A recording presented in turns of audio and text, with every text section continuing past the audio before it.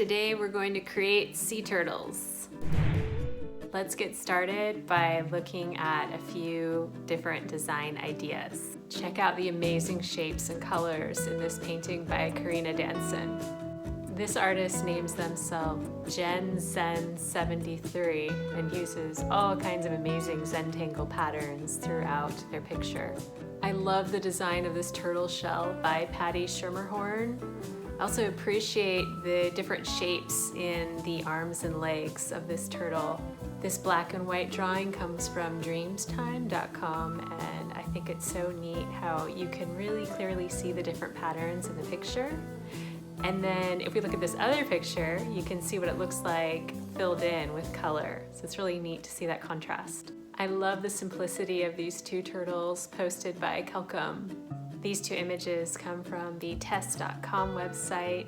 I absolutely love the use of color here. Here are some magnificent turtles painted by first graders that come from the deepspacesparkle.com website. I love the simplicity of this turtle created by Robin Little. I also appreciate the way the turtle hangs off of the page. And notice the repetition of pattern with alternating colors on this image by Lorene. The materials you're going to need for this project are very simple. As long as you have a pencil, eraser, some coloring materials, and a piece of paper, you're good to go. There are additional materials you can use, and I'll go ahead and show you the materials I'm going to be using on this project. There are links to all of these materials in the description below. I'm going to design two different sea turtles today. This first one will have a more realistic shape and a fairly simple design. Notice how I'm making a medium-sized circle in the center of my paper. If you're using 11 by 14 inch paper, you're going to want this circle to be about as big as your face. Notice how I'm using super light pencil marks to get it just right.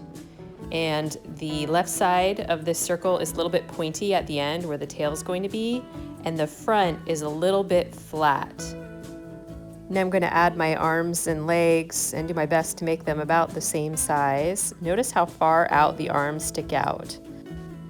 The head is going to be shaped a bit like an oval coming out of the shell with a little bit of a point at the end. I'm going to draw a line inside the outline of my shell. Don't worry too much about getting the patterns on your shell perfect. As long as you have your shell divided off into a number of different sections, it'll look really cool. Once your basic turtle drawing is finished, go back and outline everything with an ultra-fine tip Sharpie. Once you're done outlining, gently go back and erase your pencil marks. You can pause your video here if you want a chance to catch up. Notice the pink scales in this image's arms and legs and head. I'm adding similar shapes to my turtle. I like that each shape looks different and there's not a lot of uniformity. And here it is. I'm using shuttle art markers, and they're in the links in the description below. I'm coloring the top half of each scale dark pink and the bottom half of each scale light pink, and I'm blending these two colors together in each scale.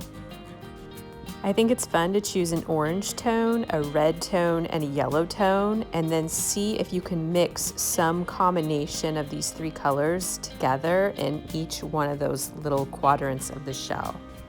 And then I'm going to color in my background with a bright blue color. Okay, I think we should pause here for today's Weirdness challenge. For today's Weirdness challenge, I'd like to invite you to make some weird faces. Give it a try and see if you can make a face that you've never made before. You can copy my faces, or you can make your own faces.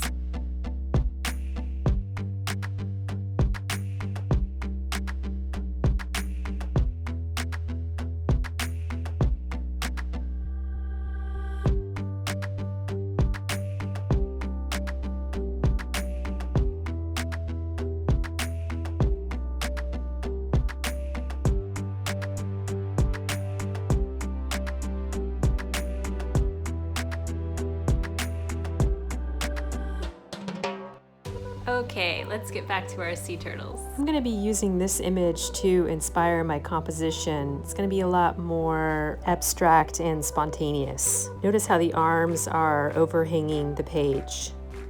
Now that I've finished my basic drawing, I'm going back and outlining with an ultra fine tip Sharpie.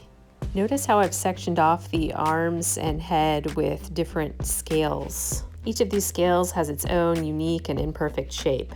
This gives my drawing a really spontaneous feel. Once you're done outlining, go back and erase your pencil marks. I like to use Sharpie to color in the pupil of my eyeballs. I'm going to be getting a lot of inspiration from the patterns on this Shutterstock image. I'll zoom in here for a moment so you can see it a bit better. The pattern I'm drawing right now actually comes from this image on the right. I'm using marker right next to where I've used colored pencil for some added contrast. I'm using a lot of crayon too because I love the way it looks when you paint over it with the watercolor. Try testing out your color combinations on a separate piece of paper first to make sure that you like them before you add them to your picture. You can use whatever coloring utensils you want to color in your picture. If you're using washable markers to color in your picture, you'll want to be careful not to get them wet when you're painting with watercolor. If you do get them wet, they'll bleed. If you're using Sharpies or other alcohol-based waterproof markers to color in your picture, you won't need to worry about this if you use watercolors afterward. They won't bleed when they get wet. In each of these facets, I have an opportunity to create a new design, and I'm really not spending a lot of time thinking about it. I'm just going for it. That's what gives this drawing a really fun, spontaneous feel. Notice how I'm coloring in the scales of the arms. I'm choosing one pattern and then I'm allowing that pattern to repeat multiple times. Here I'm pulling inspiration from the patterns I see on this turtle shell, except I'm limiting my color palette to just several shades of green and a couple browns and just a touch of yellow. Now I'm filling in the scales on my head by alternating two simple patterns. Now that I'm done coloring in my designs, I'm going to use watercolors. If you're going to use watercolors, I recommend taping down your paper with painter's tape. This will make it easier for you to apply the paint evenly. Make sure you have paper towels handy. I'm going to start by taking a 1-inch flat brush and doing a thin coat of water across the top of my picture. If you get any extra puddles of water, you can dab them up with paper towels. Now I'm going to add a light blue wash around my turtle. If you're worried about your color being too dark, you can mix it in the lid of your watercolor tray. The more water you add, the lighter the color will get. If you want to add other watercolors on top of your turtle shell, you're going to want to keep this paint away from the blue paint as long as the blue paint is still wet. Here I'm adding some green watercolor paint on the arm of my turtle, right next to the edge of the blue paint. And guess what? I didn't let the blue paint dry first. When you're done adding your watercolor, you can gently peel off the painter's tape.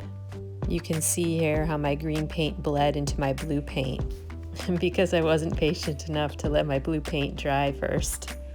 After my paint dried, I ended up going back and adding a bold outline around the edges of my turtle so that I could cover up those places where the paint bled. And I think it turned out all right. There's usually always a creative way that you can fix your mistakes. Yay! I teach super fun live online art workshops for kids and adults, and you can find out more about that if you go to my website, rainbowparrotart.com. You can support this work by subscribing to this channel and clicking on the bell icon so you get notifications when new videos come out, and by liking this video.